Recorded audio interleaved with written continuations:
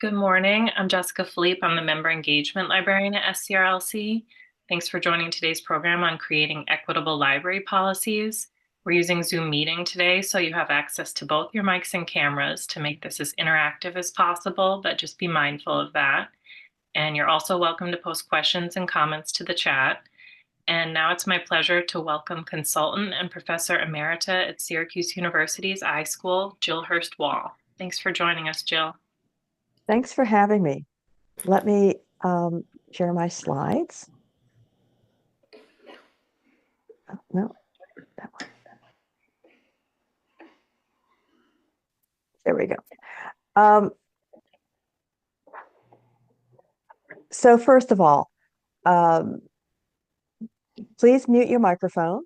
That would be really helpful. And if you don't want to have your camera on, you don't have to have your camera on, especially if that helps your bandwidth. So it's okay to turn your camera off. Please keep your microphone muted. I'm going to ask for interaction, so you can open your camera then. And you can also do some of the interaction in chat, whichever is comfortable for you. So I've actually somehow skipped ahead in the slides, and I don't know how that has happened. Okay, sorry about that. So we're here to talk about equitable library policies. We're gonna work through several different policies. If you have policies that you brought to this workshop, that's great. If you don't have policies with you, that's fine too. You will get the slides after the workshop is over, so you don't have to copy everything off the slides, and you're going to get a handout of resources. I'm going to tell you that your best resource on policies is going to be you and your staff and other library staff, and just the ability to ask questions of what you're trying to do, because everyone does their policies slightly differently. And I'm sure I'll say that again at some point in the next 2 hours. I am a librarian, a library educator. I am a library trustee for Onondaga County Public Libraries. Yes, I used to teach at Syracuse University in the iSchool. I do a lot of work around diversity, equity, inclusion, accessibility. And there's my contact information. You'll have it because you're going to get the handout. If you have questions about policies, a particular question concerning your policy, feel free to email me after the workshop is over. So I'm going to go through some really basic information that you already know, but I want to make sure that we all do have the same mindset around what the state library says about library policies. So you know that you have to have library policies because they're mandated in the minimum standards. They have to be board approved, they have to be written, they should be reviewed and updated at least every 5 years or earlier. And I want to emphasize the word earlier because policies should evolve. You might see something after you've revised the policy and say, that's wrong. That's not what we want. We could have worded that better. Well, then revise the policy. You don't have to wait 5 years to do that. So consider your policies works in progress. If it needs to be updated, do the update. You, your staff, everyone else will thank you for it. They have to be written. And you might say that this is obvious, that they have to be written. They're written to translate library service priorities into action. They ensure that all staff have the information they need. So policies shouldn't be a secret to your staff members and your volunteers. Everyone should have access to them and understand how to use those policies. They should be accessible to the public so the public knows what to expect. So your policy shouldn't be hidden on your website. Doesn't mean putting them all listed on your homepage, but does mean having them some way clearly marked where those policies reside. and also having them available in the library. Policies provide support in case there's a legal action against the library. So if someone says, you um, didn't let me use your meeting room. Well, you have a policy. And if you went by the policy and that policy, when you implemented that policy or used the policy said they shouldn't be able to use the meeting room, you're in much, much better position. So policies can really protect you. And they instill norms and values in your organization. Again, what's normal in using a meeting room, what's normal in patron behavior, what's normal in um, collection development, what's normal, and all those different things that you have policies for. I think my PowerPoint is having a case of a snow day, not wanting to work. Anyway, there are 4 tests for legally enforceable policies. And again, these are things you know. Do they comply with current statutes? Are they reasonable? Are they measurable? As I've skipped over one, I'll come back to it. So what is and isn't a violation? Will everyone apply the policy in the same way?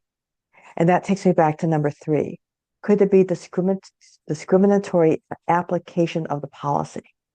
So would there be an instance where you would apply the policy, your library, apply the policy differently to one group of people than to another group of people? Could you use the policy to discriminate against a group, a class of people, a particular person? So that's really important. And that's something that we're going to think about today as we think about having an equitable policy. And you can see that all of these are from New York State Library. So these are all things that you should know, and I'm sure do know. So what makes a library policy effective? Can 2 or 3 of you open up your microphone or pop into chat? What makes a policy effective? Karen says its meaning is clearly worded. It's flexible but clear. Claire, that shouldn't be a question. That's true. It should be flexible in some way, but also clear. Enforced fairly. That was Curtis. Krista says fair and consistent application. Okay. So relevant and necessary. Right. You don't want policies that don't make sense, are irrelevant to library operations. So enforced fairly is something that we will really emphasize, but there's some other things to think about.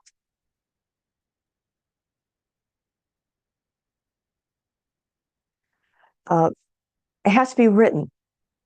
And I say that even though I've said that already, your policies are written. A policy cannot be verbal. And I would also say that staff or leadership, volunteers should be able to point at the policy. They should know where the policies are and be able to point at the writing, not just have it in their head, but say the policy says and point at it. There might be instances where they'll need to do that.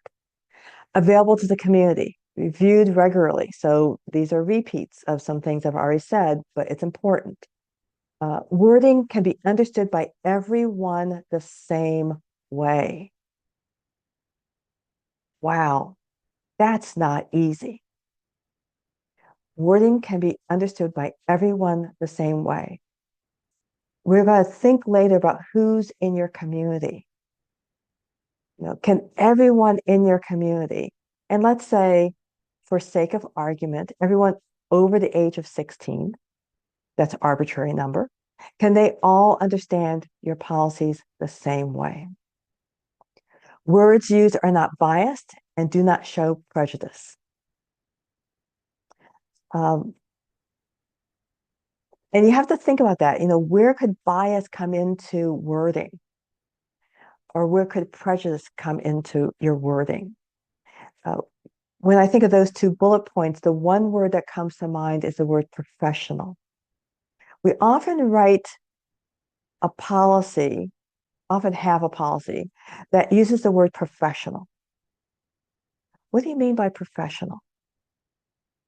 Not everyone thinks of that word the same way, and it can be used actually to discriminate because we might look at something that someone does and say, well, that's not professional, but we haven't really defined what professional is. Policies are written with an understanding of the cultures in the community. So again, using the word professional, if I'm a new American, what do I consider professional to be? If I'm um, coming from a workplace that is very casual and that was professional, is that professional dress for me? Um, is my writing professional? So, that word can really be problematic, and you can see where it might not be understood the same way. It could be biased, um, and it may not reflect the community. And I'm picking on one word, but I think that word really can show how you have to pay attention to wording in your policies. So this resource you'll have on the resource list that you'll get after the workshop is over. Biased language can isolate or demean people. Uh, Sometimes it does it not because it's on purpose, but because we're not thinking about the language we're using. It contains an undercurrent of superiority or misunderstanding about people because of traits like age, gender, race, sex, ethnicity, on and on and on. Unbiased language sends the message that you're invested in inclusivity. So when you write your policies, you want unbiased language. You want to think about your community. You want to have wording that everyone will understand. And you can already see that writing policies isn't always easy. But I want to tell you, it's also not hard. So we're going to look at a staff dress code policy. All the policies I'm using today are actual policies from libraries, not in our region, uh, and are on those libraries' websites, which to me means that they are current policies. This is a dress code policy from 2017. I think it's still that library's dress code policy, but it's well over 5 years and probably should be updated. So take a look at this policy and think about what's fuzzy, outdated, has unintentional means, or is not inclusive. And I'll read it slowly for you. Staff will wear clean and well-maintained attire appropriate to the type of work they do. Standard dress for librarians will be, at minimum, business casual. Business casual for men will be a shirt and tie. Business casual for women will be a blouse, skirt, dress slacks, sweater, or dress. Casual attire for pages and clerks means well-maintained corduroy or Docker style pants, sweaters, or blouses. All casual apparel will be in good taste. Shoes are required and must also be well maintained. Good grooming and hygiene is required. So I already see some things coming up in chat. Uh, so gender specific dress code is problematic. Uh, what about non-binary? So again, tagging onto that gender specific. Good taste is open to interpretation. And several people mentioned that. Ask someone under 25 what Dockers are. What's good grooming? Pages can't wear a dress. Yeah, I don't remember. I'm not going to look. to see what library this is from. I don't remember if it is from down south.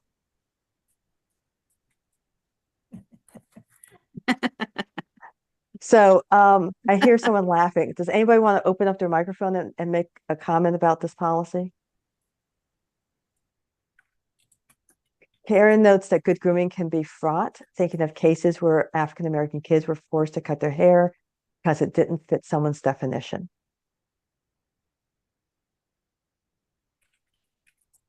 So not every library has a dress code policy. If you don't have a dress code policy, I'm going to encourage you to think about one. Why? Because you probably do have a dress code policy in your head. And having it in your head is not a policy. And so thinking about what you would want to put on paper and then putting something on paper might be useful. It's just a suggestion. You don't have to take the suggestion.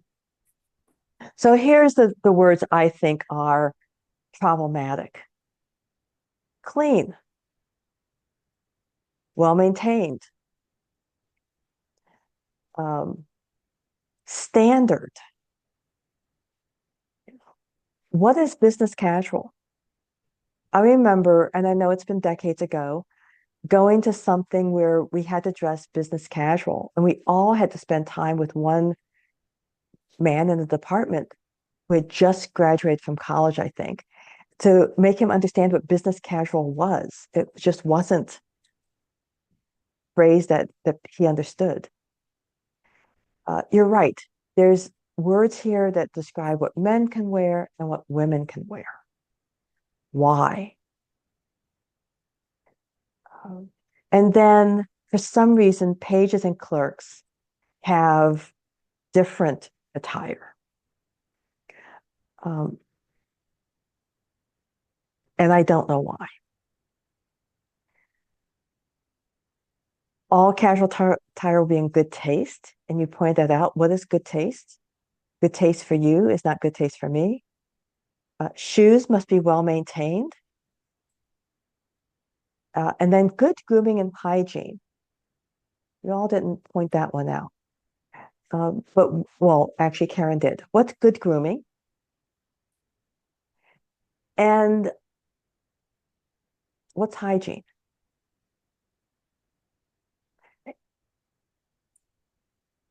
So, words to think about. I see more comments. So, Danielle, I hope I pronounced that right, said maybe just a list of clothing without signing. And this, yes, and stratifying the dress code.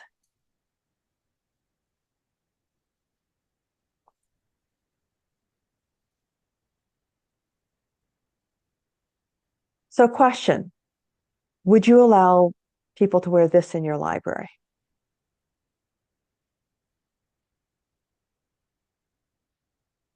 Would you allow someone to come to work like this? What about this?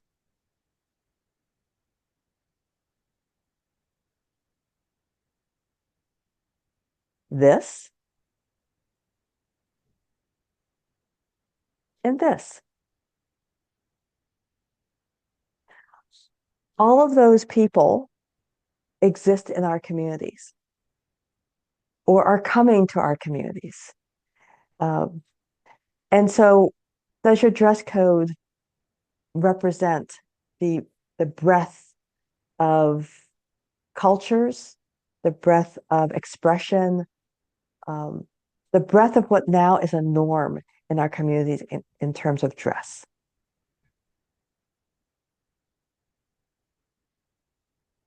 So we're going to talk, I'm going to give you some time to work on your dress code, but some things to think about. The goal is to create a welcoming environment. You want people to come and work for you. You want that barrier to be low in some ways, so people can come to work? Do you want someone to have to go shopping for a whole new wardrobe just to work at the library, especially if there's just going to be a page? Think about why you need a dress code. Yes, I think you do need a dress code. I really do. Um, but why? Is it because of safety? Maybe you don't want people wearing long sleeves or uh, pants that drag on the floor or open-toed shoes, things that could be a safety concern for tripping or getting stuck in equipment or dropping something heavy on their feet. Um, Maybe there's different restrictions for different positions. So if you're working in delivery, delivering books to other libraries or uh, riding the library bike around the community or something specific, maybe there's dress codes for that are slightly different for just being in the library. Define it all in terms that the reader will understand, right? Um, and talk about do wear, if you can, versus don't wear. By the way, one don't wear might be that you don't want people to have t-shirts or sweatshirts or whatever it is with um, political statements or obscenities or something else, right? Think about those. If there's some things that are don't wear open-toed shoes. Why? Don't wear political statements. Why? And allow people to understand the why. So I'm seeing again, whoops, more in chat. Um, and if people want to open up your microphone, please feel free to. So Claire says, I would prefer a list of things that were problematic. Um, Mary asks, can you prescribe what patrons wear in the library beyond saying clothes and shoes required? Uh, Mary, that's an interesting question because uh, I think libraries do in their patron code of conduct have a couple statements that have to do with what to wear. And again, that's an area we're going to talk about patron code of conduct later, but um, again, a place to be careful.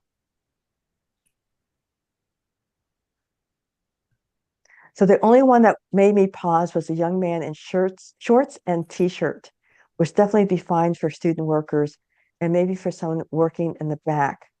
I wouldn't send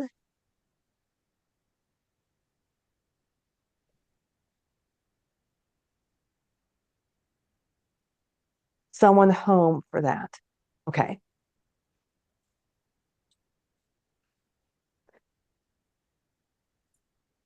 Yes, the person had on sunglasses. So probably not something that a person really would wear inside. And that was not a picture from a library, by the way.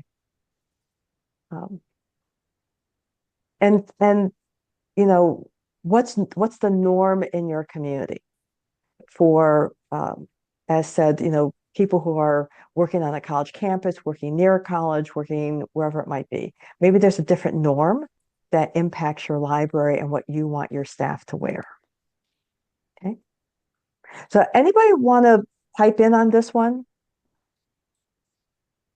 verbally?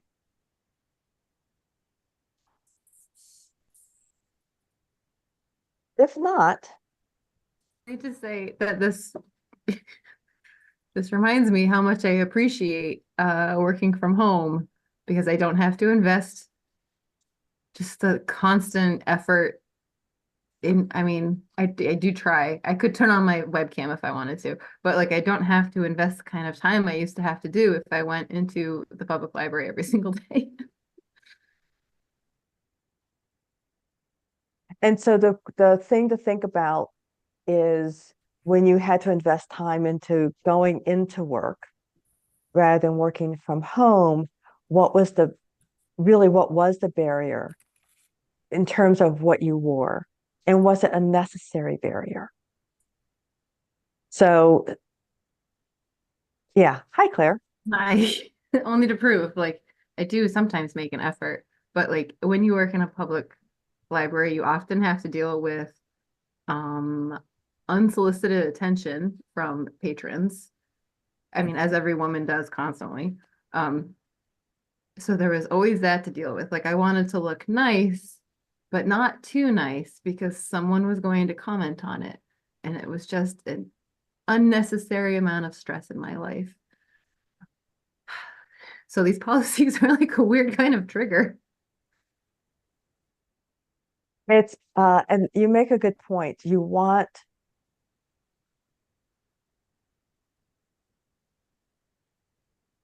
policies are not guidance, um, uh, but, but perhaps informally, there's guidance about, just be aware of what you're wearing and what attention that could um, cause, which is different than, um, maybe a person does feel comfortable in the short skirt or whatever it might be.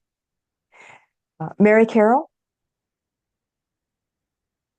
Yeah, hi. So I just had to look through our employee handbook to see if we even had a dress code. I didn't remember seeing one. And I don't know that we've ever had one at South Central. It is different, but I think there's this understanding that, yeah, if Claire's working home, when I started working home, I had to dress as if I were in the office, and I still kind of do, wherever I'm working. But I think we dress one way when we know there are going to be a lot of people in the building as a library system. That is not like out there public facing all the time. But we still tend to, like, if we're going to meetings, there's a certain way that we dress. But I don't know that we've ever even discussed it. And I put in the chat, and this was when I was a fairly new librarian. One of my colleagues was criticized by our director for wearing barrettes and told that they didn't look professional. And I've worn barrettes probably more than not throughout the years, and I've had purple hair at times too. And so I can't imagine what she would have thought in today's world. But I don't know. So now you've got me thinking that maybe the only time when dress comes up at all, dress attire in our employee handbook is in context of sexual harassment and not having one thing for one group of people, like gender, and that it needs to be, well, consistent and across the board, like what you're presenting today. Yeah, yeah. You're reminding me that in some workplaces, there's an understanding, again, not a policy, that when you're meeting with politicians or the mayor's office or funders, that you dress a little bit better, which those words mean nothing. But but there might be times when you, and not a policy, but when you say to staff, we're going to all go to the legislative meeting tonight. And so for this meeting, if you can wear something like, um, and just give some guidance, if you can wear something like, not making it mandatory, but if you can. And just one other thing, I used to visit when I worked in Illinois a bunch of prison libraries. The first time I ever visited a prison library, I wore a dress. And the librarian probably hadn't thought to tell me that, you don't want to be wearing a dress. And so after that, I dressed very differently. Mm, And it was probably a matter of safety. in some respects, but I don't know, they just did not want us wearing dresses. I don't know if that's changed over the years. I was talking to someone yesterday who is volunteering in a prison, and he cannot wear green. So, because I think the people who are incarcerated are in green. And so if you are working or volunteering in the prison, you cannot wear green, you cannot blend in. Okay, so let's move forward. I don't want to spend forever on this one, although we probably could. So, how would you staff a new dress code?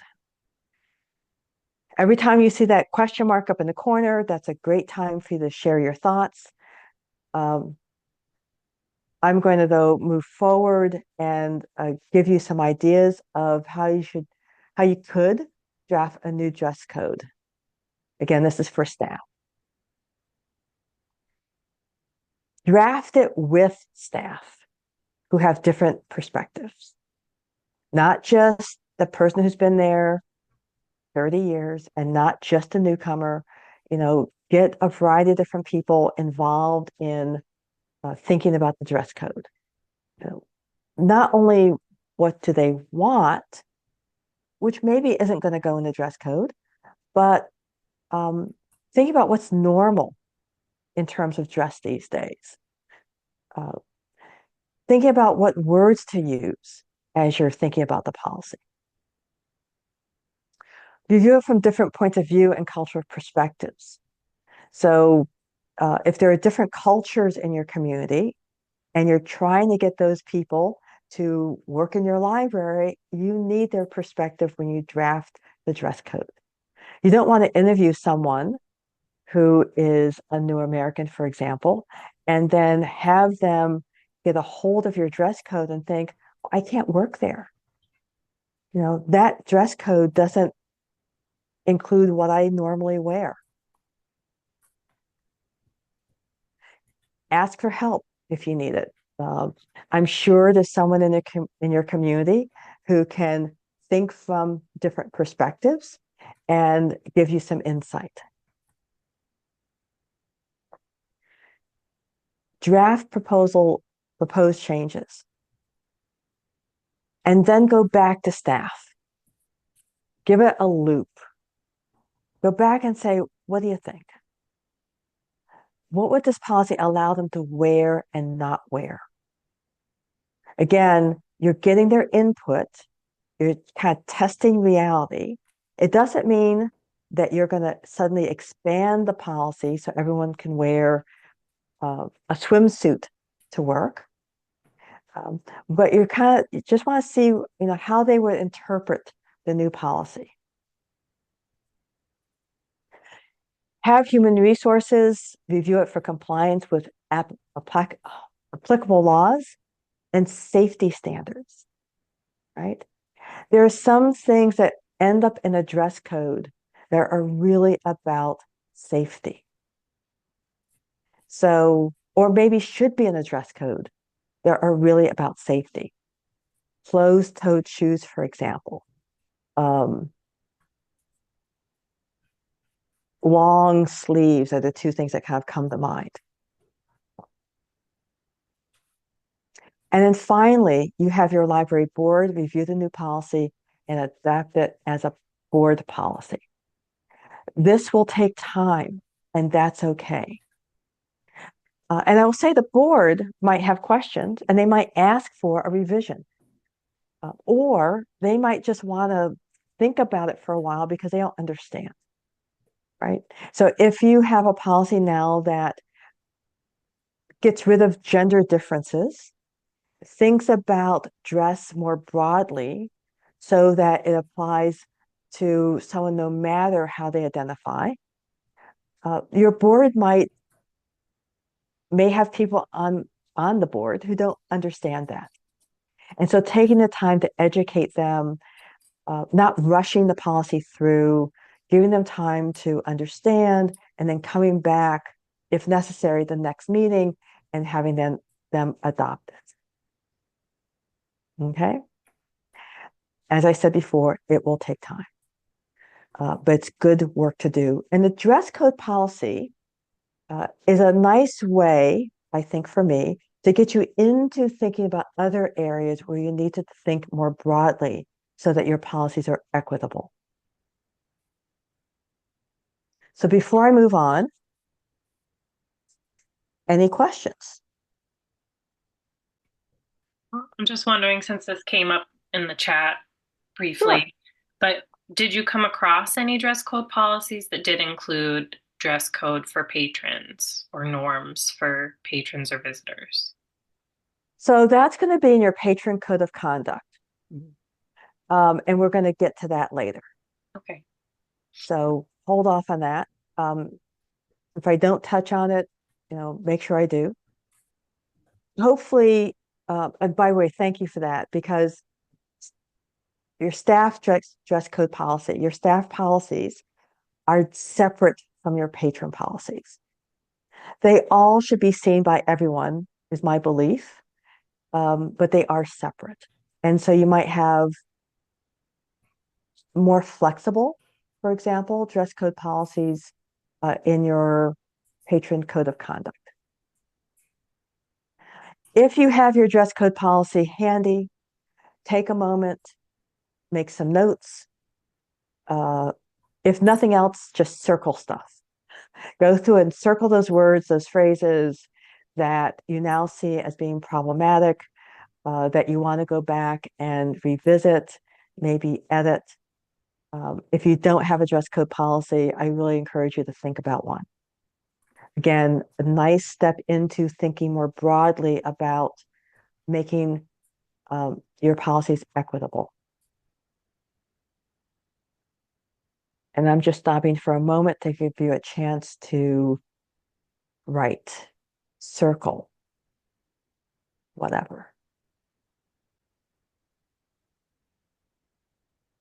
Claire's point in the chat is another good one. If you're bringing this to your staff, do you have any suggestions for making it not feel personal to them? Thanks for watching chat. It's gonna be personal. I'm sorry. Someone's gonna take it personally. I think I would bring it with two statements in mind. One, you want to position yourself for the future in terms of who comes on staff. You want to make sure that when new hires or new volunteers come in, that the dress code reflects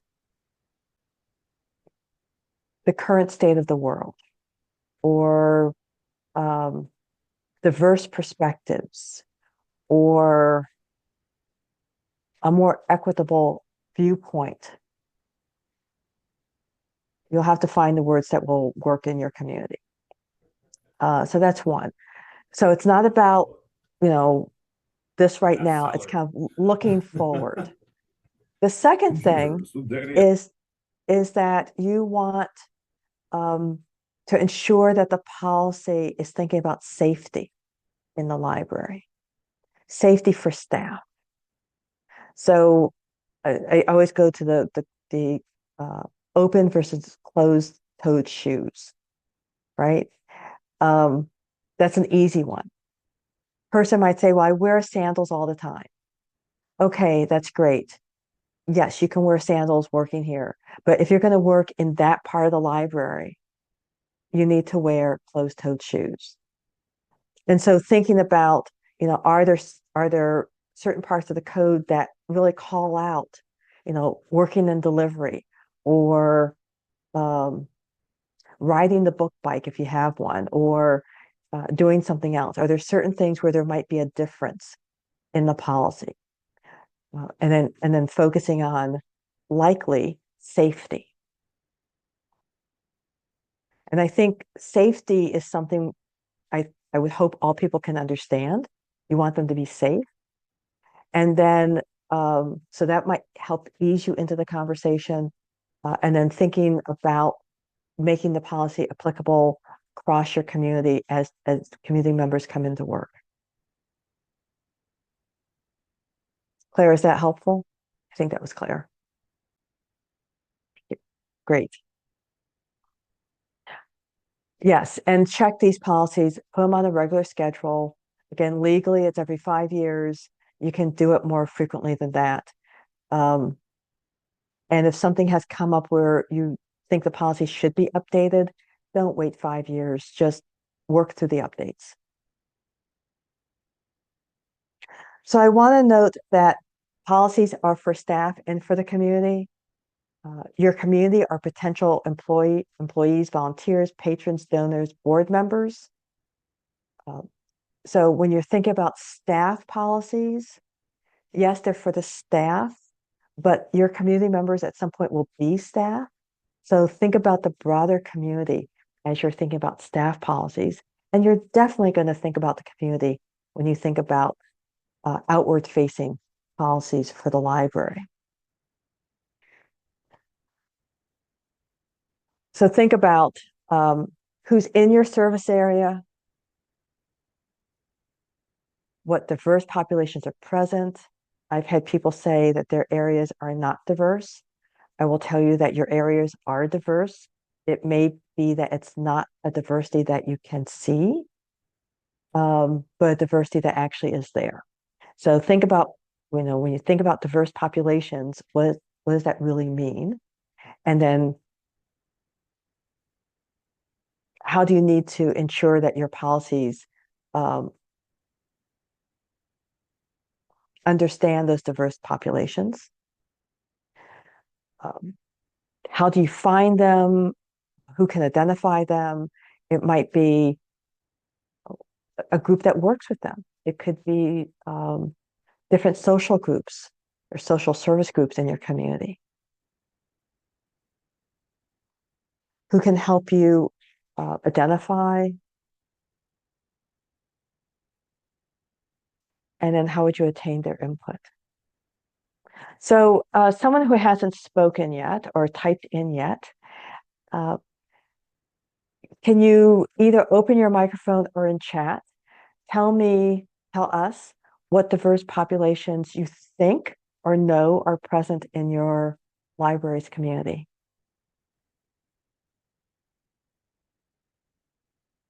Don't make me call on somebody. If you want to put it in chat, put it in chat. Who do you think is in your community? How would you find them?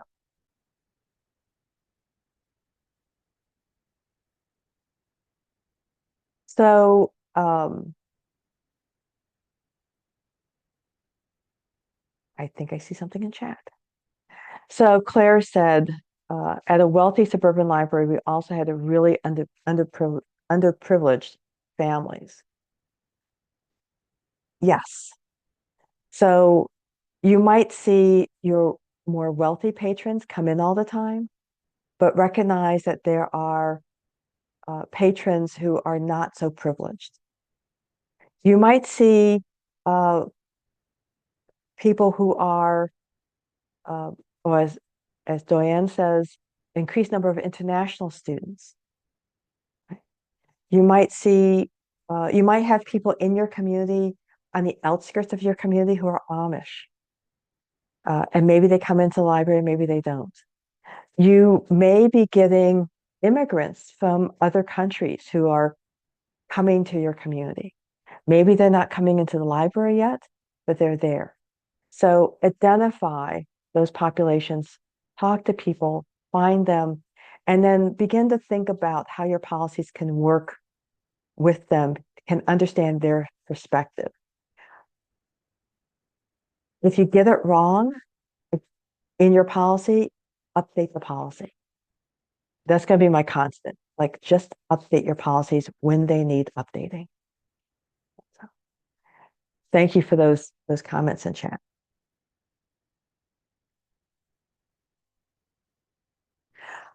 Okay, next policy, bereavement policy. Your library may not have a bereavement policy, and you're going to see that that's okay. So is this policy equitable?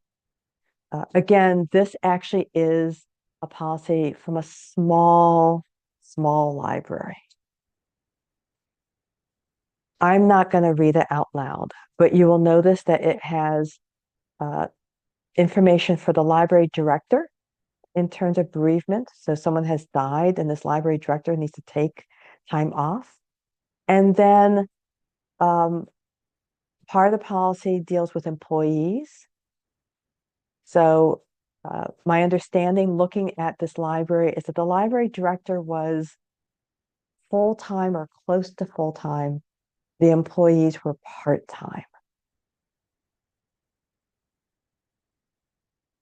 So is this equitable? So very vague. Someone says that it's an awful policy, but this actually is a library's policy. So there are lots of things that you could talk about with this policy. And feel free to chime in and chat or open your microphone. Is 2 days or even 3 days enough time to make arrangements, travel, leave, or whatever else? What do you think? 3 days? Are you good with 3 days? Could you travel back home, perhaps even to a different country with 3 days?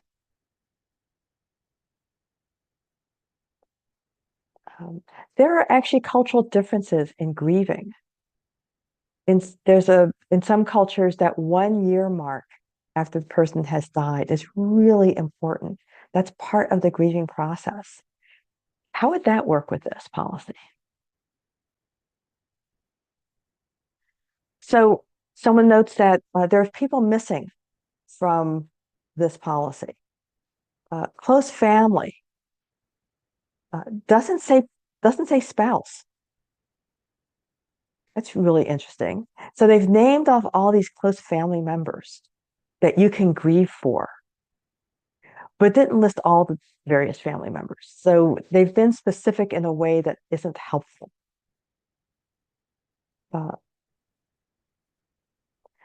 There's something called a remote family member. I don't even know what that means. Does remote mean remote in the family, like a second cousin or a great aunt, or is remote has to do with physical distance? Notice that the department head gets some say in whether or not you get to have time off to grieve. And then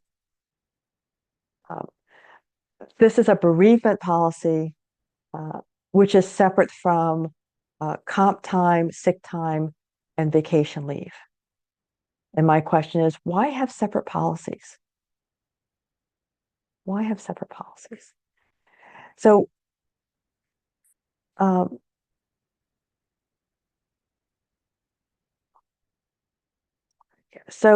everyone has, Erica, I really appreciate your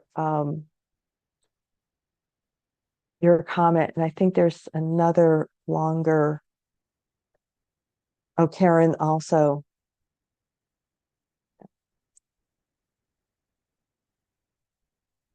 Yeah, bereavement policies, taking time off when someone dies can be problematic because everyone grieves differently. Not only does everyone grieve differently, but culturally, that process can be very different. Are you supposed to sit at home and in mourning for 7 days, for example?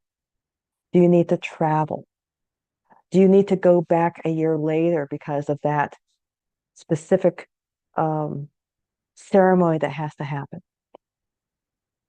So this is one area where you can start to really see some cultural and personal differences.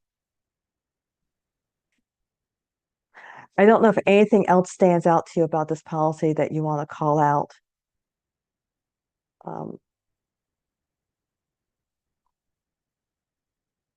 but you can keep it coming in chat if you do. And thank you for the active chat. Everyone can participate in chat. These are policies that I've picked very much on purpose because they're problematic. I think they're great examples and they make us think. And if you want to think in chat, that's a wonderful thing to do. So the bottom line question is, how do you make this supportive or more positive? So do you have a leave policy? A policy that combines vacation, bereavement, sick time, medical leave, whatever, all combined into one policy. Because really, why should they be separate? A person who needs time off because they're sick sometimes ends up using vacation time also. Need to go to the doctors? Where does that fall in? So, so do you have a policy? If you have a policy, maybe you have all these separate policies. Start to think about how you can make them more equitable. Can you combine them into one policy? And then what makes sense in terms of that policy? Is it a large, whatever that means, bucket of time that people can take off for vacation, sick time, uh, not only their sick time, but taking care of a sick family member? Um, what is it?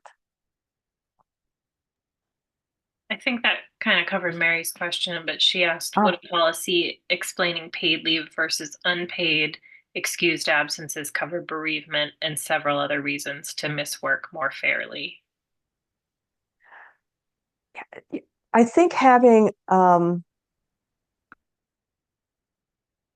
so yes, paid leave. So what is the library going to pay people? And so maybe, and legally, there might be some legal things around here. So check with human resources or someone else about the legal implications. But do you give people paid time off? And then do you allow people to um, have unpaid leave? And I don't know how you set up those differences. Do they have to take their paid time off first before they can take unpaid time off? Can they take unpaid time off for certain things? So I like both personally. I'm not talking legally. Personally, I like knowing that a person can have paid time off and unpaid time off. But I think you have to think with human resources what's legal. You also need to know what is already covered by law in terms of maternity leave or family leave or whatever else it is. So, knowing maybe that's in the policy that, the person has access to these leaves and you also give them XYZ. A couple of people shared that some policies just have PTO to use as needed and you don't have to specify. Do you see any reasons why that would be problematic, or do you feel like that simplifies the whole thing? I think it simplifies the whole thing. Um, Can I say something about that one? sure. I was just thinking about someone I know who had several family members, well, and one close friend die in the same year. And so if it were just some sort of a blanket time you can take off, she would have run out. So for us, your PTAs are, you have your vacation, your medical, and your personal, but then bereavement is uncapped. That is to say, each bereavement can have up to a certain amount of time, but if you have 5 people in your family die in 1 year, you're not going to run out of bereavement time. And Karen, is bereavement time unpaid? No, it's paid. Okay. I like that option. Again, paid. I'm not going to comment on whether it should be paid or unpaid. I think that's a local, um, something the library needs to think about. Uh, but you're right. Grief is so personal. And if you have several people die in 1 year, whether it's a close friend, family member, it really doesn't matter. You need that time. Do you want that person to come to work when they emotionally can't work? Um, I don't think so. Thank you for that. Thank you for that perspective. Your library, whoever you are, needs to think about, do you separate these out?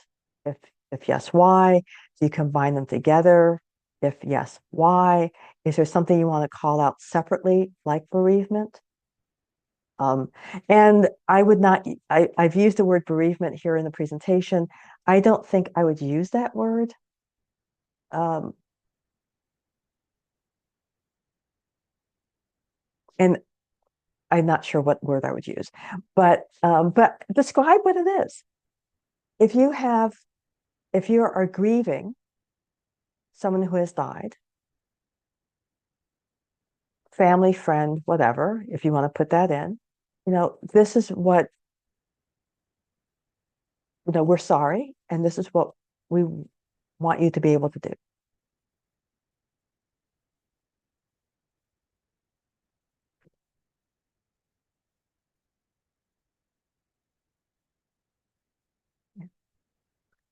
More examples in chat.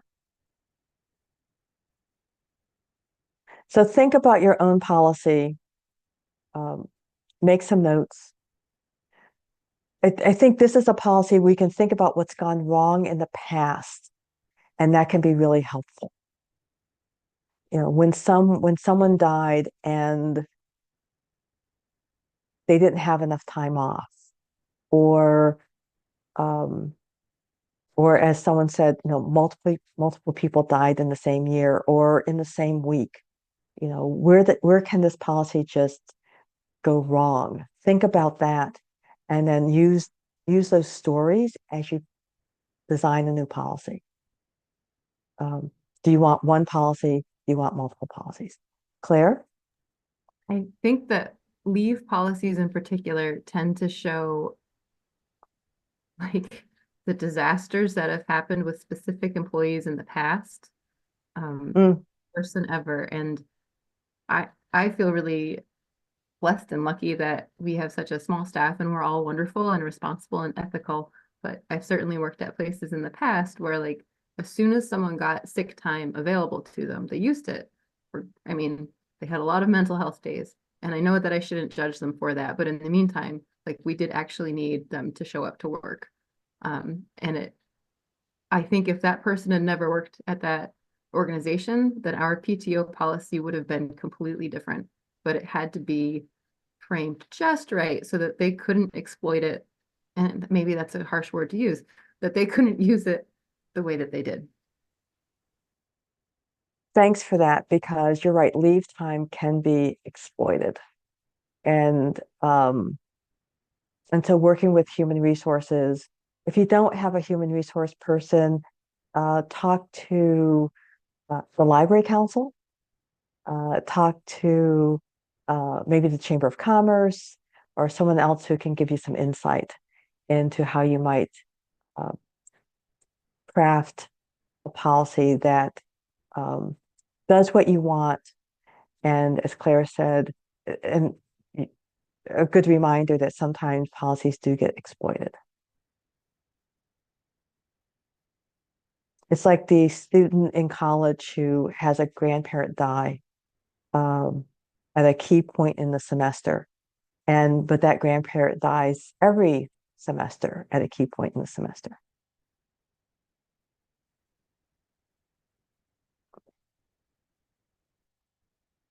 Okay.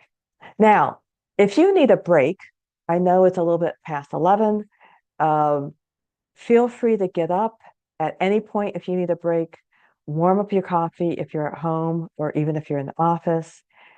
Uh, you're going to get the slides, so don't feel that you have to sit here, staring at the screen the way I am.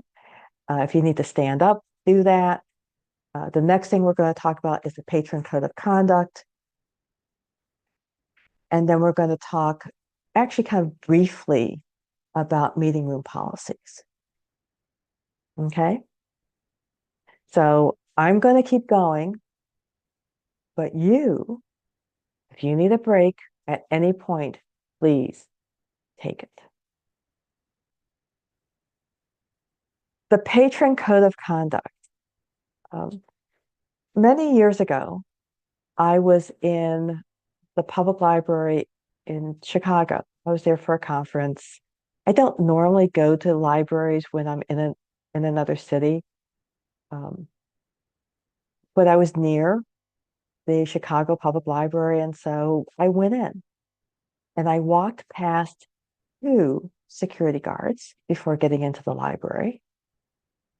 Might have walked through a metal detector. I don't remember if I did or not. And then I saw the patron code of conduct on the wall.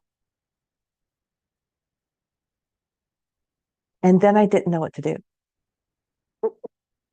I really felt kind of like I shouldn't be there. It was a list of do nots, so could I felt kind of weird just wandering around the library. I wanted to take photos and does that fit with policy? I'm not sure. And so to me, that code of conduct really made the library unwelcoming for me. Now, if I hadn't seen the code of conduct policy, I probably would have been fine. I would have enjoyed my visit, and actually I did enjoy the visit. But it really can set a tone for your library. It can be one of the first signs that people see. Almost like going into a club. You go into some club, and right by the door is the dress code and the code of conduct. Do you have on the right things? Can you get in? What's going to kick you out? And sometimes I think the library code of conduct is kind of the same thing.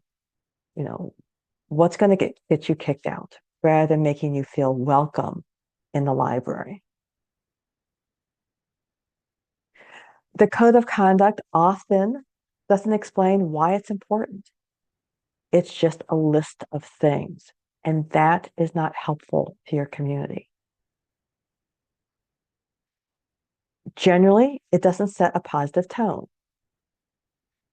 I'm calling that out because generally they don't. They are a list of do nots.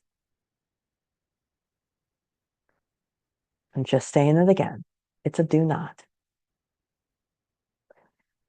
And they don't consider different cultures or norms. So you're going to see things in policies that were written from the dominant culture of the community, not written to reflect all of the cultures in the community. And you want your patron code of conduct to reflect everybody, that everybody is welcome. We say that in the library, everyone's welcome. And so the patron code of conduct could reinforce that.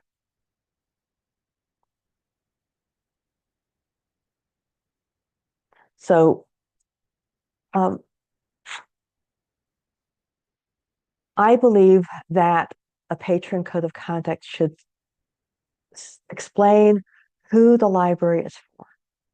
That there should be some statement of principles up front. And you can find codes that do this. That kind of start off with, we're your public library, we're for everyone, and have some doesn't have to be long, but some statement of principles.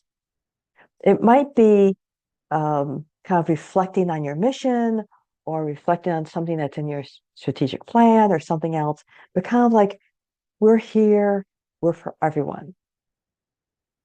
And maybe this is what the library does, something that's a little bit lofty and welcoming.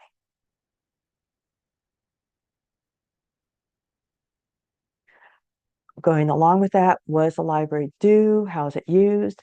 How do you expect people to use the library? In positive terms. In positive terms. Is it coming to programs? Is it coming to use the computers? Is it to research? Is it to learn? Is it whatever?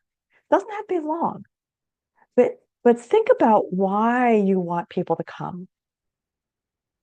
And I would advocate for putting that at the top of the patron code of conduct. Again, not big, doesn't have to take up a lot of room, but who's the library for? And why should they be coming? What can they do in general, broad terms?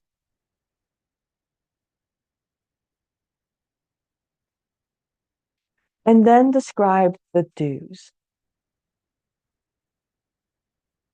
This may not be easy, but think positively about what you want people to do in the library.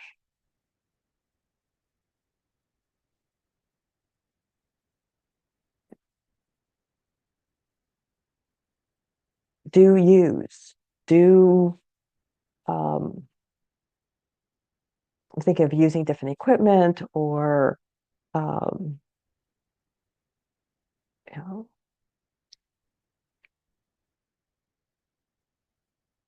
I'm trying to think of something, sorry, a little bit not a service, but do bring in coffee to the first floor of the library.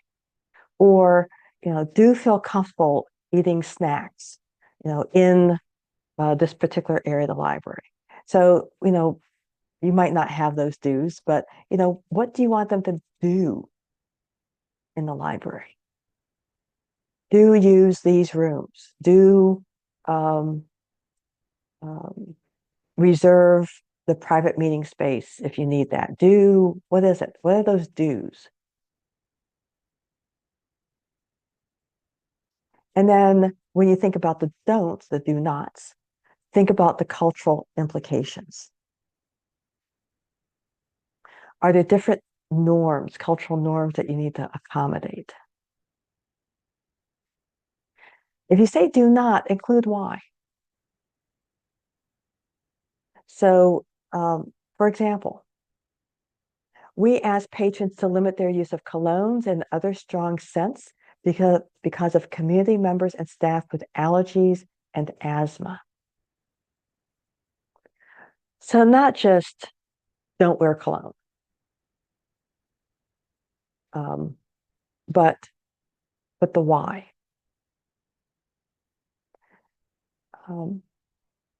By the way, there are, in terms of strong scents, that is a cultural thing. There are some cultures that wear a lot of cologne.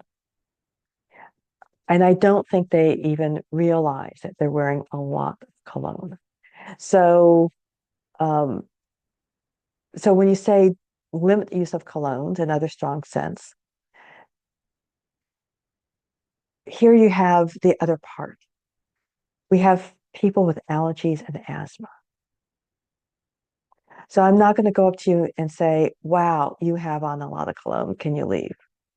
I might go up to say, I'm sorry, but we have people here who have allergies and asthma who have a reaction to really strong colognes. Can you, and maybe it's don't leave. Maybe it's just, can you, move to, this other area, more comfortable seating, better lighting, and not near someone who's having an allergic attack.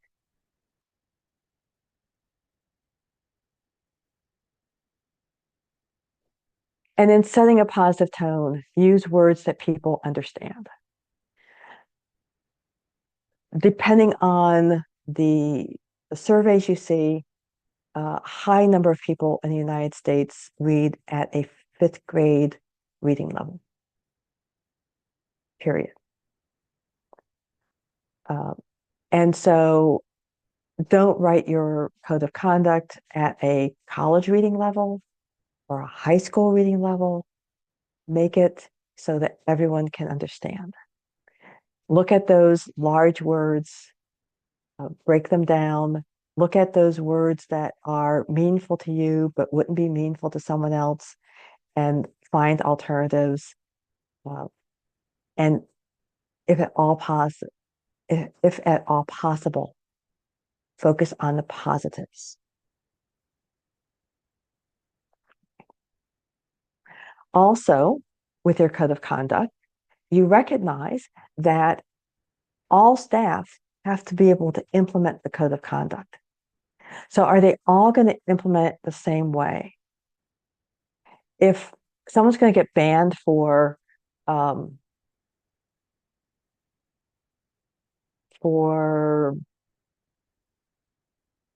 clothing, are they going to get banned by everyone the same way? Or is someone going to say, oh, that's fine, and someone else say, no, that's bad? So you want the policy to be written so everyone will implement it the same way. Words that can be problematic, and this is from the policy that we're going to look at, are rowdy behavior. Ooh, what's rowdy behavior?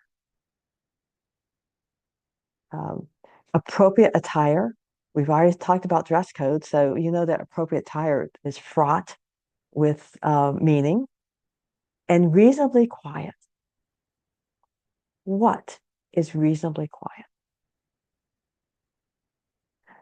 So think about the words, think about your expectations, think about the cultures that are coming into the library, and I should say cultures in different groups. So do you have people with specific disabilities coming into the library? Do you have children, teens? Do you have yes, different cultures, different whatever. Think about how this patron code of conduct will be read and used by everyone. Jill, And this let me is a just, little bit beyond the scope of this, but then this makes me wonder, so if somebody breaks one of these things on the patron code of conduct, do you have any suggestions for how you address that? Like give them a physical copy, point to where it's posted? Is this something that should be a staff interaction versus like a director interaction? so, so it should be posted. It, I think, it shouldn't be the first thing that people see. So if you want to post it in the library, um, maybe at the information desk or whatever, that's fine. Have it on your website. Uh, who enforces the code of conduct is probably the person who is working in the library, the staff member at the desk, the person who's in charge that day. So you want whoever is making that decision to do it the way other people would make that decision. I've heard of instances, not in New York State, where someone decides to kick a person out of the library who is unhoused because they didn't meet part of the code of conduct. But another staff member at the same library didn't kick person out for being unhoused and not meeting certain things that were in the code of conduct. So you do want it to have it so that everyone will do it the same way. And you probably want training on your code of conduct. Get people, do some scenarios. Maybe if people have been kicked out or banned, whatever the words you use, asked to leave. Go through those and see, what happened, and then have staff talk about them. What can you learn from what has happened? Does it mean that you need training? Does it mean that maybe the code of conduct needs to change? What is it? Jessica, does that help? Yeah, I was just looking at Karen's point in the chat about the masking during the pandemic and how there were just people who were non-compliant in the library and how much stress and friction that caused between staff and patrons. And Yes, that was masking was difficult because of people's beliefs around the pandemic. Also, I think people got tired of masking. I'm not sure if that played into it or not, but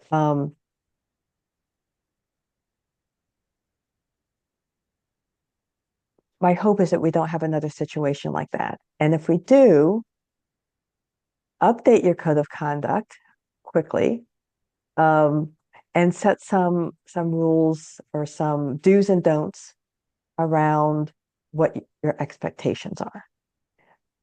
If a person in that situation comes in unmasked,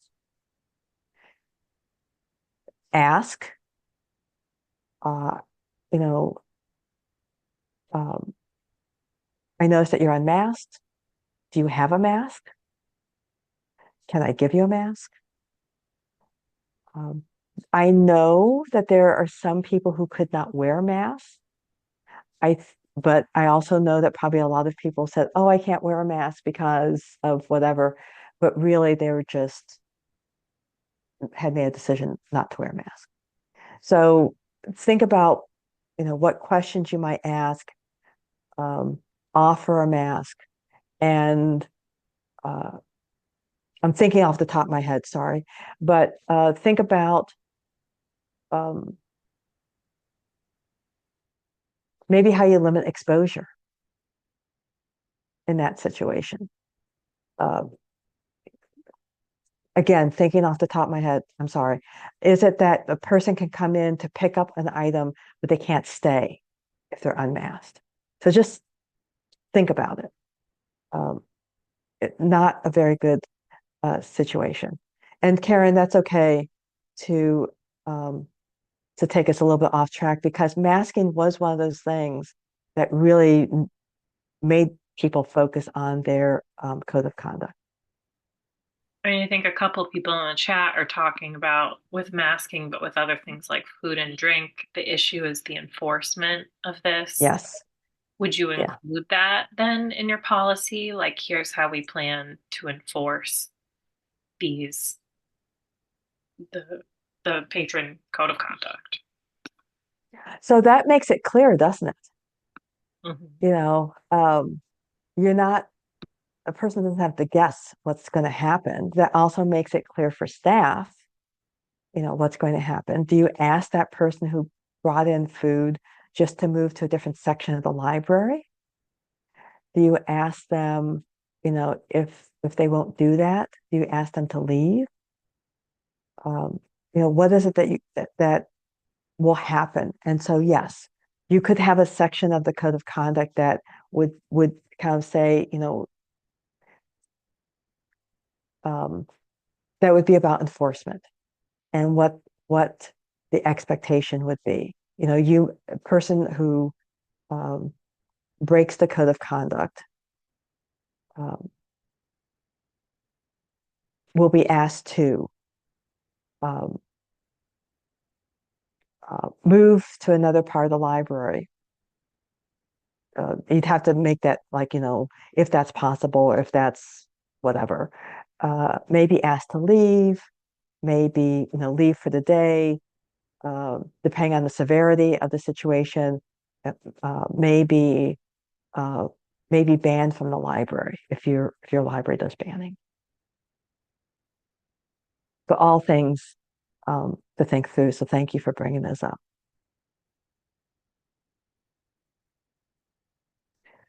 There are some cultural norms and some current things that your code of conduct should reflect. So cell phones now are not for calling. They people do call. They video chat. They call with the phone held in front of them. They use the phone as a computer. So saying no cell phone use is unrealistic because people will use their cell phone. And for some, it's a necessary communication device.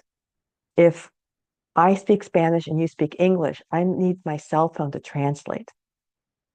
So you might have some norms in your code of conduct about, you can please use your cell phone as a computer to look things up, to find, or whatever it might be.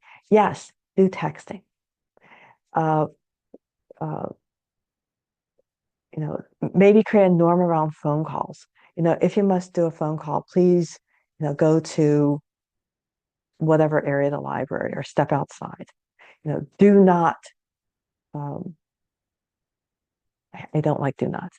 Um, uh, do video chats in, treat them like phone calls. Go to outside, go to the lobby, whatever, for video chats. So create some norms around what your expectations are, and then recognize that people, they use their cell phone. So if a person's on their cell phone and they're talking really loud because they've got the cell phone in front of them rather than holding it up to their ear, please ask them, you're disturbing, why do this? Why go to a different part of the library? Why, whatever, to keep everyone comfortable in the library and to make the library a welcoming place for everyone. So please take your conversation elsewhere.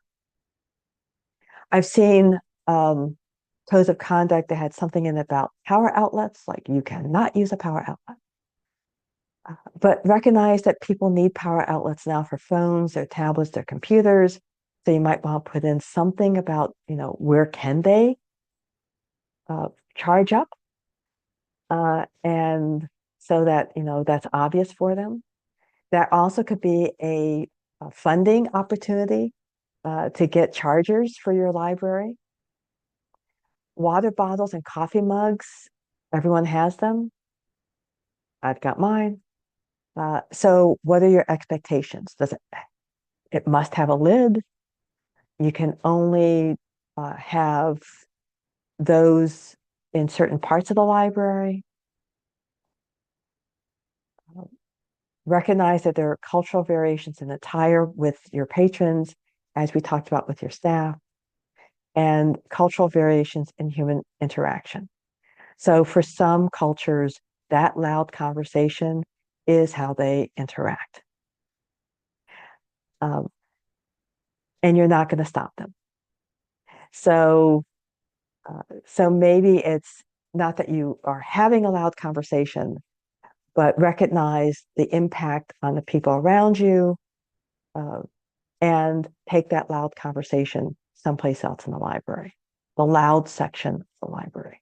So you can see like the do's, do make this library a welcoming place. Do make it so that everyone is comfortable working, reading, learning in the various parts of the library. Do take loud conversations and video chats or phone calls to this other section of the library. So that's a I framed it as a do, positive. So, but there's lots to be thought of in the code of conduct, and I know there's some things in chat, so I'm going to look really quick. Being an enforcer is not fun.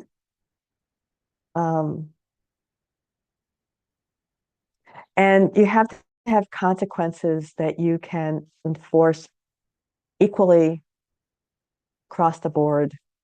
And so that's important, and that may require training.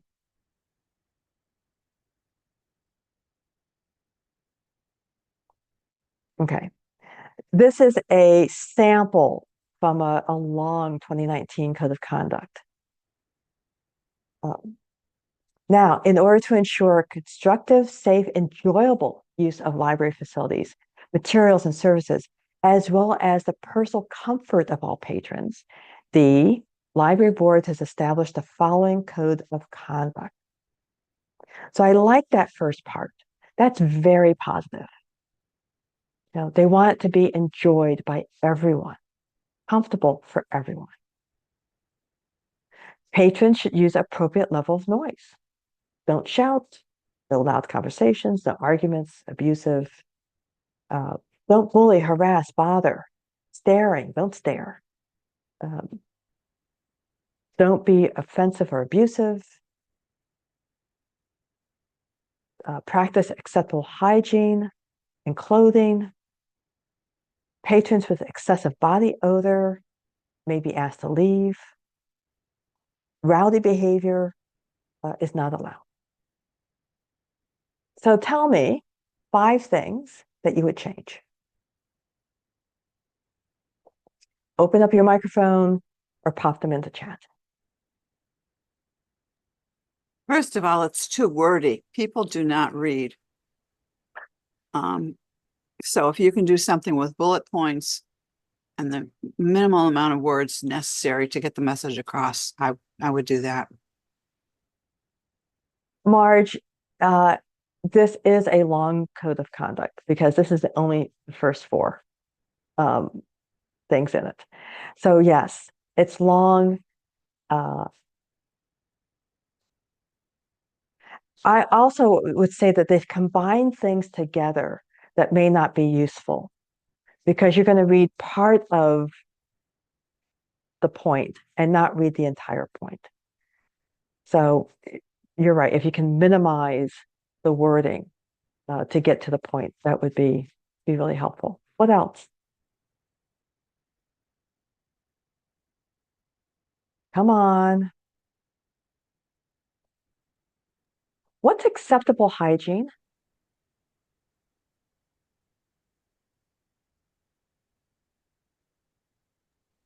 I feel like I'd have to throw this whole thing out and start all over again, fresh. And I don't know what acceptable hygiene is. If you're not wanting a lot of perfumes and cologne and other scents, is that part of the stuff non-acceptable hygiene? Um, uh, So I it looks like they're trying to define it, and they do that a lot in this, even in the first one. Like, yeah. what's an appropriate level of noise? Well, they give some things that might not be appropriate, but yeah. Well, and thank you for pointing that out because appropriate level of noise is different than having abusive, threatening, or offensive language. So they've combined those 2 things into one section, and they don't go together. You know, it occurred to me, Mary Carol, that acceptable hygiene in body and clothes is probably here because of people who are unhoused. But technically, see, this is where like implementation comes in. A construction worker who comes in at the end of a long shift, having worked out in the sun all day, is not going to have the best hygiene. He or she or they have been out in the sun, out in dirt, coming in, you know, sweaty and smelly, dirty clothes. Is that person going to be asked to leave? In the same way, a person who is unhoused is going to be asked to leave.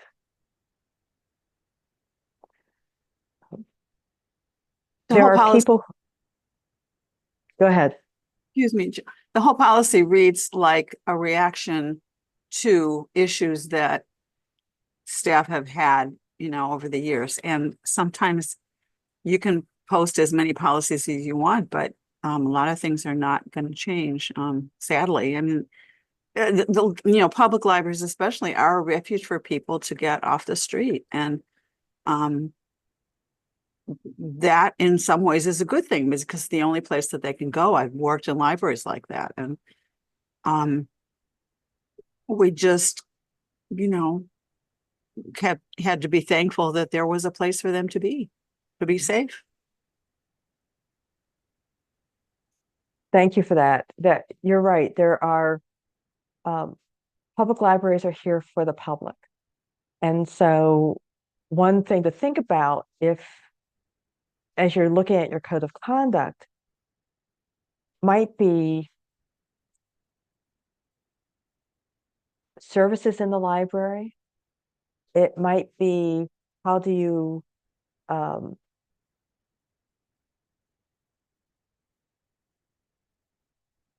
I want to say how do you refer people to services and whatever that would be helpful to them. I know that's also problematic because you're guessing, you're making assumptions.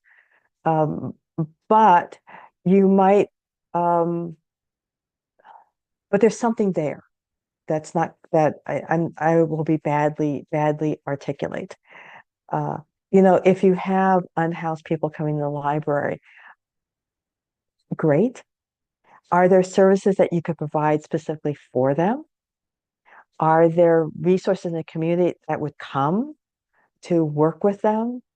So maybe it's about welcoming them and then creating a way that they feel welcome and they feel served. I can give another example of that. Sure. At Cortland Free Library, when Jen Graney was the director, I remember visiting and I saw a sign near the front door. They have a lot of signs, of course, and they were known as being like a local hub for unhoused people to hang out, especially in the winter. She had a sign that was like, "You cannot abandon your stuff here," which is a fairly reasonable policy, I think, and obviously reflected a problem that they had, so it was reactionary. But in the same sentence, it said, "We understand that short-term storage is an issue in this community, and we are brainstorming ideas." I don't remember the exact phrasing, but like it was a very positive, like, we're working on this, and if you have ideas, please let us know and be involved, which I appreciated. Yeah, I like that. Thank you for that. It also could be, if people who are unhoused come to the library with stuff and they have storage issues, there are people who have steady housing, who are also coming to the library, who would like to be able to, put that backpack somewhere for a while and have it stored well. So, yeah. So if you can create a system, it'll be used by more people than just one segment of the population. Someone in chat put that the Amish might not, um, working all day, coming to some libraries, maybe in horse and buggy, their uh, hygiene by the time they get to the library might not be what you want, but they're part of the community too. So lots of things to think about. And let me just check through this text for a second.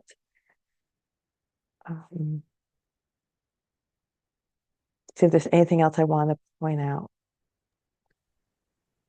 I would also say that when you make a big list of don'ts like this, it makes it really easy for another patron to come in and go, that person over there is doing the thing that you say they're not supposed to. And then you're put in the situation of trying to explain why that's an exception, but this isn't. And it's very awkward. It reminds me that the last point reminds me of my days as a lifeguard, where it was a whole lot easier to just yell walk across the deck versus please don't run because you might slip and fall and crack your head open and all of that. So yeah. And you want a policy, thanks, Erin, for that. You want a policy that will be implemented the same no matter what. So if you say, I know libraries have, no wheelie carts or no baggage or no whatever it might be. Are you going to enforce that the same no matter what? So a business person who comes in, who might be on a business trip and has their suitcase with them, and you said no baggage, are you going to toss them out the way you would toss out someone who's unhoused? So just keep that in mind, because you want it to be the same. And maybe the thing is, do not block walkways, or something else that has to do with safety that everyone can comply with. Sorry, Erin, to overstep you. Oh, no, I was just also thinking if you're having an event that might create some noise or something in the past, because I work in a college library and I've had patrons come in and go, why are those students over there doing that loud thing? This is the library. It's supposed to be quiet. And, we don't, well, for good reason, we don't have this is a silent library sign, but there's that expectation. And if you put on the sign, it will be appropriately loud or quiet. They can go, well, this isn't appropriate for me, so fix it. And yeah. So maybe having quiet spaces in the library versus loud spaces.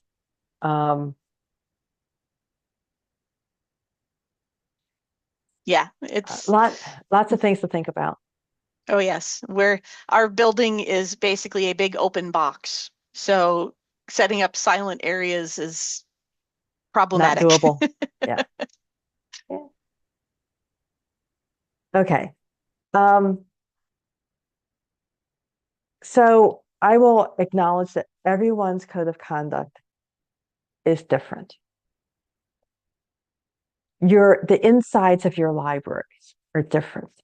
What you do as a library is different than the next library over. And so I didn't find a code of conduct that was like a great model, because they're all different. When you do your code of conduct, I would say look at other library codes of conduct, and don't say, oh, that's a great one. But look to see, is there something there that you like? And there's something that you go, oh, that's horrible. No, don't do that. So read them and learn from them, and start from scratch. Make them positive as much as possible. Lead with the positive. And then if you have to have the do nots, do that. But try to focus on the why, right? Um, Running, uh, whatever word you want to use, are not allowed because um, of safety, whatever you want to say. But try to get to, like, so people understand the why. Think about hygiene, really problematic, really problematic. So think about both the why. Is it because of allergies or asthma? Is it um, is it something else? Does this lead you to think about a different service? Um, Binghamton Public Library actually has resources in the library. There's a conference room that was not being used near the front of the library that's now used for services for people who are unhoused, or who just want to drop into that particular area. And so, doing this code of conduct might make you think about things that you could be doing to support your community.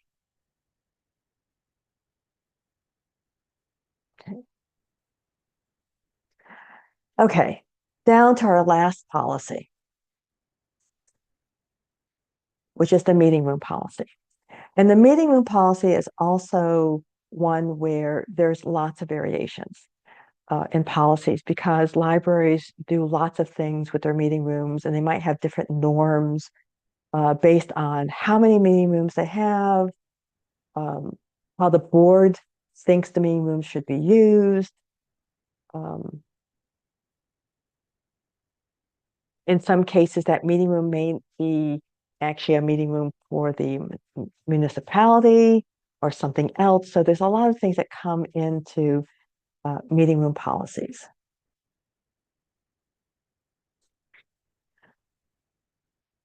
Meeting rooms are valuable. You may have one, you may have many meeting rooms, but you do want them used. And you want them used without interfering with other library operations.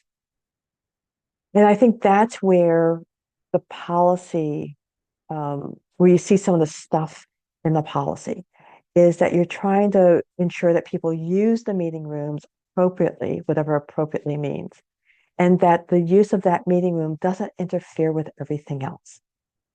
And that everything else could be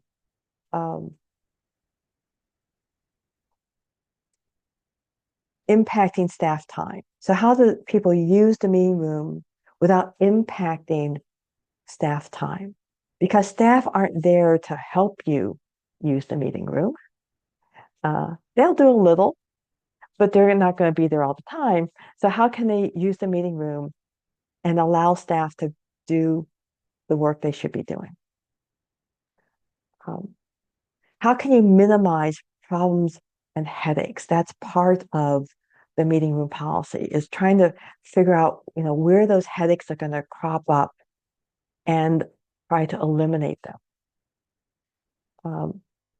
They provide guidance if something goes wrong. So people, I'm going to use the word rowdy, people get too rowdy. The rest of the library is being impacted by what's happening in the meeting room.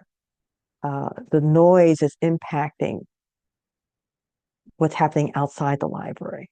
So what happens? Who takes care of that? Are they warned? Maybe they can't book again for a while. That would be up to you. How do you ensure freedom of speech, equitable access, and no discrimination? That last line becomes important because we tend, as librarians, to want to make it, we tend as librarians to not want certain groups to use the library meeting rooms. So, okay, is that equitable? Are you limiting freedom of speech? Are you discriminating? And so if every group in your community, and I do mean every group in your community, can use the meeting rooms, what do you want to have happen? So all these things go into the meeting room policy. And there are policies that talk about if you can use the meeting room for free, do you have to pay, whatever. And I'm getting ahead of myself because that's actually on the next slide. So some questions to consider, and not all of these are in every policy. So this is a combination of things I've seen across policies. Why do you have meeting rooms? Again, state up front, why you have meeting rooms. I know this is stating the obvious, but it might be good for people to know that you have meeting rooms so they can use them, that they support the community, that they're there for everyone. Whatever else you want to say about why you have a meeting room. Who can use them? My assumption is everyone, but sometimes a library will have that it's for nonprofit use only. They will maybe say it's not for family events, birthday parties, things like that. Sometimes a library will say who has priority. So, for example, the library may have priority in using its own meeting rooms, or the municipality might have priority in using the meeting rooms. So that's good to state if there is a priority. And there might be, and it might be unwritten, but good to put it in your policy. Are there types of events that you want to have happen in your meeting rooms? Or perhaps types of events that you do not want? No solicitation, no selling of goods and services, um, no uh, political rallies, no, what is it? So think about that. What types of events? Um,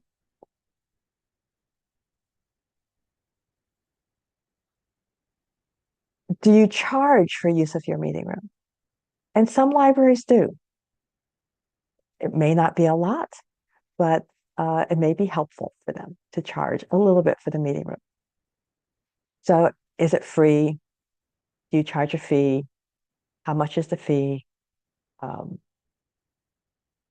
that information.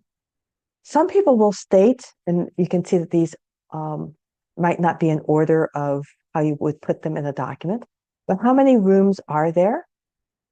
Where are they? And what's their capacity? So I actually might put that where up with, why does a library have meeting rooms? We have meeting rooms, use them. Well, we have 5 meeting rooms.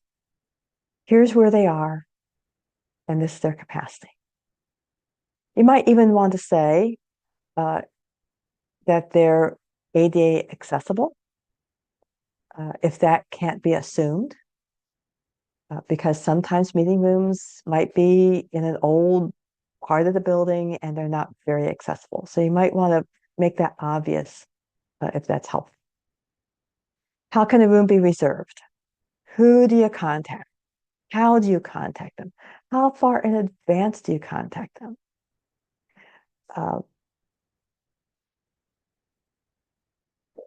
When should you cancel if you need to cancel? Can the library cancel you out of the meeting room? How could that happen? Can you get bumped, in other words? What are the community member, whoever reserves, what are they responsible for? Spell that out. Are they responsible for setup, tear down? Does the time that they reserve include any setup and tear down that they need?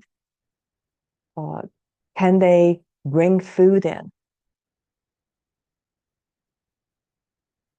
Can they bring in certain types of food?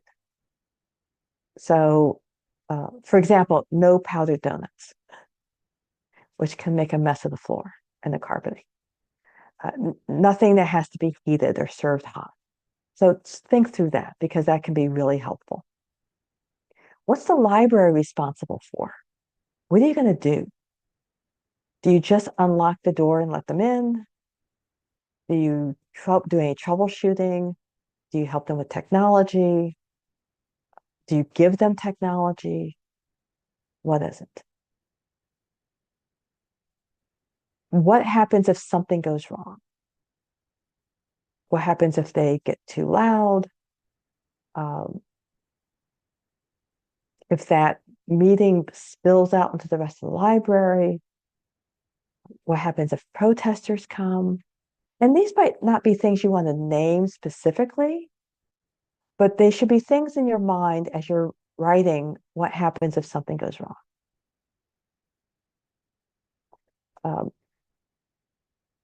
So think about if something goes wrong and it impacts the rest of the library, or if it becomes a hazardous situation. Just think through those and write them down. Who handles if something goes wrong? Is it staff? Is there a point where security gets involved, or you call the police? So again, things to think about and things you might want to write down. Finally, how are you supporting freedom of speech and freedom to assemble? I will go back to the fact that you want everyone to use library meeting rooms. but sometimes that can be uncomfortable. And so there are libraries who will say uh, that you have to keep the meeting room door open.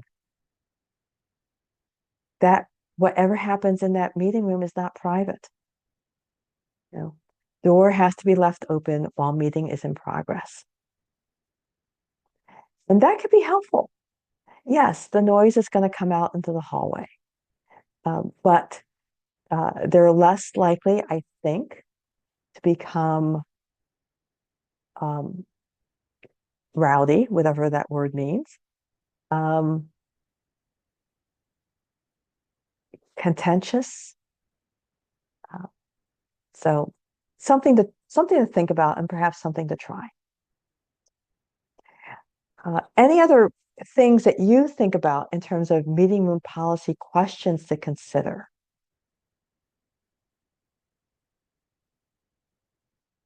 I will say that I've seen meeting room policies like this, and they, yes, they can be long, attached to the reservation form, if it's a printed reservation form, or on the same page on the website if it's a digital form.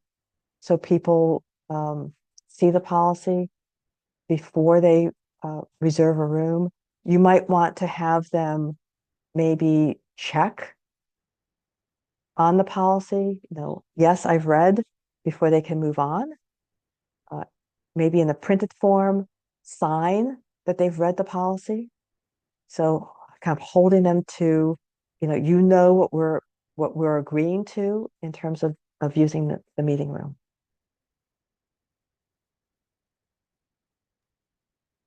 I've just spoken for a long time, so I'm pausing to hear what you have to say. And I will tell you that this is my last content slide. So the next thing that's going to happen is I'm just going to ask you for questions, comments, ideas, concerns, next steps.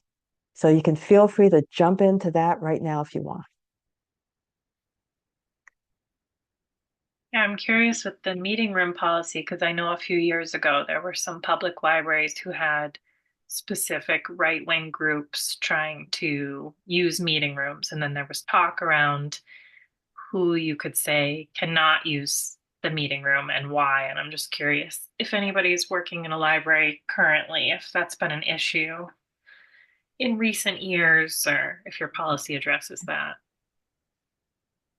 Jessica, that reminds me of Seattle Public Library, where they hosted an event, a speaker in one of their meeting rooms. It was not a library event, it was someone else's event in the library, but it caused protests to happen. And so, and I don't know if anything like that has happened in central New York, but you have to, in that case, the leadership of the library felt that they were supporting the freedom of speech and the freedom to assemble. Some people in the community thought otherwise.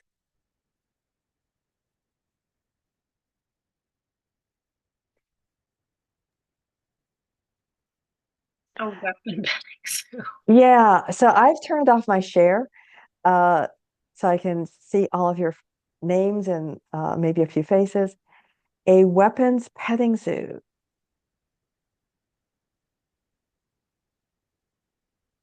Yeah. So in your patron code of conduct, something I didn't put in there, but thank you, Danielle, for pointing that out, is again, local law may come into play. Is about weapons. Are you a weapon-free facility? Can you be a weapon-free facility? And if you can be a weapon-free facility and that's what you want, that should be in your code of conduct. State it as a positive first. We are a weapon-free facility because. Um, and then that means you cannot bring in, these things. Um,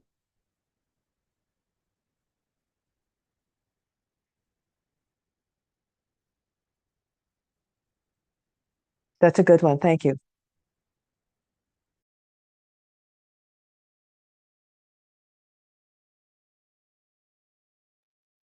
Sorry, had to cough for a second.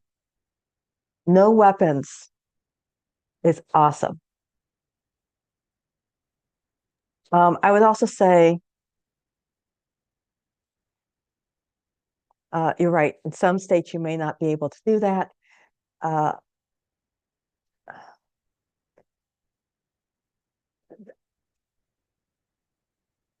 no weapons. I don't know if you want to name the weapons. That gets problematic because some things that could be used as a weapon that aren't a weapon. So think through that. Maybe think through it with your communities, your municipalities or organizations, legal counsel, or someone else who is very knowledgeable. Service animals, something that libraries have, I'm sure every place is wrangled with. It's not service animals. Service animals are legal. It's emotional support animals, or support animals, or just pets. So there are certain things you can ask about the animal, very specific in what you can ask. And so knowing what those things are, maybe stating, I don't know if that can go into your patron code of conduct, what those things are, but understanding how to handle animals that come in with no red vest. Um, People are taking their pets everywhere, so we have to be cautious. And then I will just note that Aaron said about a kid coming to the library with his baseball bat because he'd come from baseball practice. Wouldn't he had liked a storage facility in the library to store that while he was in the library? I think that would have been just perfect. Jessica? I just see that we're at the top of the hour, so I wanted to just point out that I did put a survey for the webinar into the chat, and we'll be sharing the recording and the slides early next week. I want to thank everybody for engaging in the chat as well. I think I'll stop the recording now, and then if anybody has any questions that they didn't want to have on the recording, we could continue that way as well.